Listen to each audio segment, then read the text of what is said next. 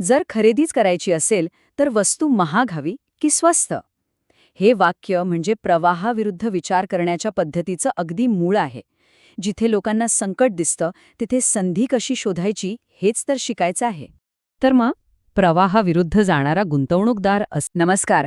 आज आपण एका अगदी वेगळ्या विषयावर बोलणार आहोत. एक अनुभवी पोर्टफोलिओ मॅनेजर मार्केटला कसं बघतो, गुंतवणुकीकडे पाहण्याचा त्याचा दृष्टिकोन काय असतो. चला, या प्रवाहाविरुद्धच्या विचारसरणीला जरा जवळून समजून घेऊया.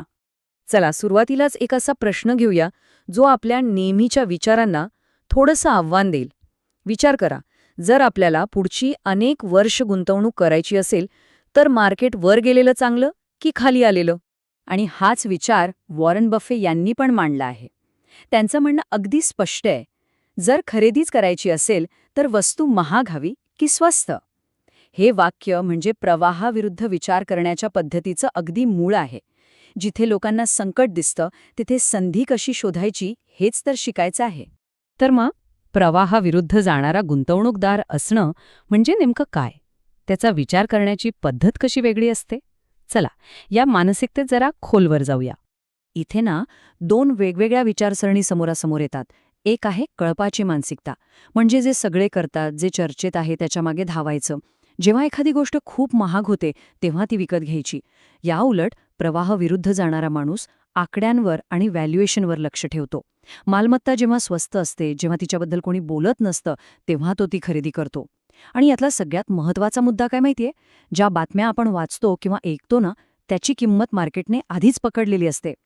बरं, ही मानसिकता तर समजली. पण ही रणनीती प्रत्यक्षात आणण्यासाठी कुठली साधनं लागतात? संधीसाठी तयारी कशी करायची? चला, ते पाहू. यातलं सगळ्यात महत्त्वाचं आणि शक्तिशाली साधन म्हणजे ड्राय पावडर. सोप्या भाषेत सांगायचं तर बाजूला ठेवलेली रोख रक्कम. ही रक्कम खास अशा वेळेसाठी असते जेव्हा बाजारात मोठी घसरण होते आणि चांगल्या गोष्टी स्वस्तात मिळायला लागतात. आणि ही ड्राय पावडर वापरायची कशी? तर त्यासाठी कमालीची शिस्त लागते. जेव्हा मार्केट तेजीत असतं, सगळेजण खरेदी करत असतात, तेव्हा आपण शांतपणे पैसे जमा करायचे. आणि जेव्हा मार्केटमध्ये मोठी घसरण होते, लोक घाबरून विकायला लागतात, तेव्हा आपण ही जमवलेली रक्कम योग्य ठिकाणी गुंतवायची. म्हणजे अगदी उलटं करायचं. ठीक आहे, आपल्याकडे योग्य मानसिकता आहे, साधनं पण आहेत, पण मग हा प्रवाहाविरुद्ध जाणारा गुंतवणूकदार संधी शोधतो कुठे? आता कुठे लक्ष द्यायला हवं? भारतासारख्या अर्थव्यवस्थेत बघितलं तर 3 गोष्टी दीर्घकाळासाठी खूप महत्त्वाच्या ठरतात. एक म्हणजे पायाभूत सुविधा म्हणजेच इन्फ्रास्ट्रक्चर. दुसरं आहे उत्पादन क्षेत्र, ज्यावर सरकारचाही मोठा जोर आहे. आणि तिसरं आणि खूप इंटरेस्टिंग म्हणजे लोकांची खर्च करण्याची पद्धत म्हणजेच कन्झम्पशन. आणि या कन्झम्पशनमध्ये एक नवीन ट्रेंड दिसतोय, तो म्हणजे प्रीमियमायझेशन. म्हणजे लोकांना आता फक्त वस्तू नकोय, तर त्यांना एक स्टेटस, एक अनुभव हवाय. साधी गाडी घेण्याऐवजी वर्षातून 2-3दाच वापरणार असलो तरी चालेल, पण रूफटॉप असलेली SUV घ्यायची. या महत्वाकांक्षेसाठी लोक जास्त पैसे मोजायला तयार आहेत. हाच दृष्टिकोन आपण पूर्ण सेक्टरला सुद्धा लावू शकतो. उदाहरणार्थ IT सेक्टर. सध्या ते फारसं चांगलं काम करत नाहीये.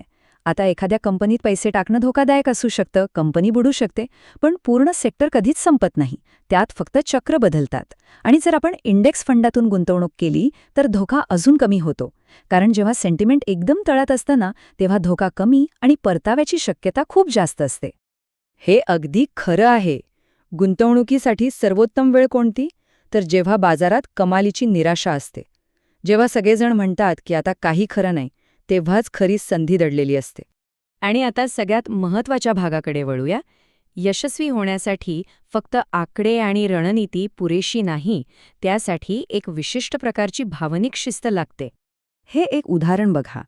काही काळापूर्वी एका मिड कॅप फंडाची कामगिरी खूप चांगली होती. झालं काय? तर बाजारात येणारा नवीन पैसा, त्यातला तब्बल 25% पैसा फक्त त्या एका फंडात गेला. आणि दुर्दैवाने हे तेव्हा झालं जेव्हा त्या फंडाचं चक्र नेमकं बदलायला आलं होतं. यालाच म्हणतात कळपाची मानसिकता. आणि हेच किरकोळ गुंतवणूकदार नेहमी करतात. फोमोमुळे म्हणजे संधी हुकण्याच्या भीतीने मार्केट एकदम वर असताना खरेदी करतात आणि जेव्हा मार्केट पडतं तेव्हा घाबरून सगळं विकून टाकतात. म्हणजे महाग विकत घ्यायचं आणि स्वस्तात विकायचं. ही सर्वात मोठी चूक आहे. त्यामुळे खरा मुद्दा काय आहे तर रेसन्सी बायस टाळणं. म्हणजे काय की फक्त गेल्या 1-2 वर्षात कोणी चांगली कामगिरी केली आहे हे बघून चालणार नाही.